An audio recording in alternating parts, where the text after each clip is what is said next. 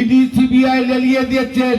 কোন লোককে যদি বাংলাদেশের কাজের সঙ্গে যুক্ত দেখেন, বিজেপির সঙ্গে আছে, পুলিশকে বলবো তাদের জন্য ব্যবস্থা নিতে তারা যেন প্রস্তুত থাকে। বর্ডারে চোরাচালানকারী যারা আছে তারা সব তৃণমূল, সবাই তৃণমূল। 10ই জুলাই বুধবার বাগদা মানিকতলা সহ 4 বিধানসভার উপনির্বাচন। তার আগে বাগদার রাজনীতি আবর্তিত হচ্ছে গরু পাচার, সোনা পাচার থেকে কেন্দ্রীয় এজেন্সিকে ব্যবহার এবং পুলিশকে ব্যবহারের অভিযোগকে কেন্দ্র করে। এখন বর্তমানে দেখা যাচ্ছে বিজেপির সঙ্গে সমস্ত এই গরু পাচারকারী, এই যারা সোনা পাচারকারী তারা যুক্ত হচ্ছে। আমরা তাই হুঁশিয়ারি দিয়ে বলেছি যে কোনো লোক যদি কোনো রাজনৈতিক দলের শেল্টারে যারা বাংলাদেশের পাচারের সঙ্গে যুক্ত যদি দেখা যায়, তাদের বিরুদ্ধে পুলিশ যেন যথাযথ ব্যবস্থা নেয়। পুলিশকে বলুন যে এই তৃণমূলের এই চোরদের যারা এপার বাংলা ওপার বাংলা ব্ল্যাক করে খাচ্ছে তাদেরকে ধরতে। আর এইসব ভোটের আগে বাজার গরম করে কোনো লাভ নেই, কারণ মানুষ জানে যে বর্ডারে সোনা পাচার কারা করছে। পুলিশ আপনাদের হয়ে দলদাস হয়ে কাজ করছে। পার্থ ভৌমিক থেকে নারায়ণ গোস্বামী। বাগদায় উপনির্বাচনের আগে তৃণমূলের জনপ্রতিনিধির মুখে শোনা গেছে শুদ্ধকরণের বার্তা, যার পাল্টা জবাব দিয়ে শুভেন্দু অধিকারীর মুখেও শোনা গেছে গরু পাচারের প্রসঙ্গ।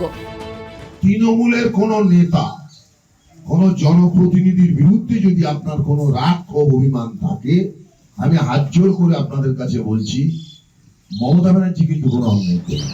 নারায়ণ গোস্বামীকে বেশি কথা বলতে না বলুন। গরু পাচারে নাম জলজল করে উজ্জ্বল নাম করছে, নাম একদম ভালো করে লেখা আছে। নিজে গরু পাচারকারী, বড় বড় কথাবার্তা। বিধানসভা উপনির্বাচনের আগে শেষ রবিবাসরীয় প্রচারে এদিন দলীয় প্রার্থী কল্যাণ চৌবেকে নিয়ে মানিকতলায় মিছিল করলেন শুভেন্দু অধিকারী। কাঁকুরগাছি থেকে উল্টোডাঙ্গা হয়ে শ্যামবাজার পর্যন্ত মিছিল হয়।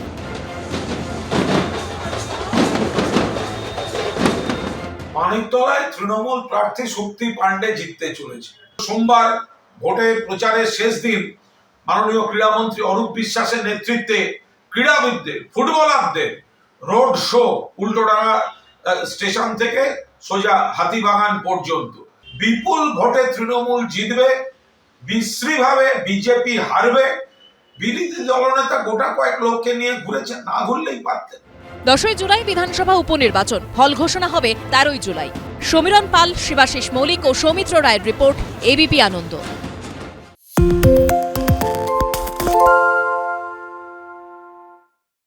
সত্য অন্তহীন, সত্যের খোঁজও তাই, সত্য সন্ধানে তাই আমরা অক্লান্ত, অকুতভয়। এবিপি আনন্দ নতুন ভাবনার প্রতীক, যা মনে মুক্ত, তথ্যে যুক্ত এবং যাবতীয় সীমানার বাঁধন থেকে মুক্ত।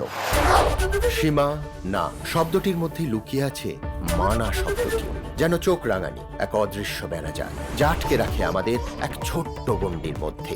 একমাত্র সঠিক খবরই গড়ে তুলবে এক মুক্ত সমাজ। সেই জগৎ গড়ার লক্ষ্যে কোনো সীমানার ঠুকুটি আমরা মানব না। এবিপি আনন্দ এগিয়ে থাকে, এগিয়ে রাখে।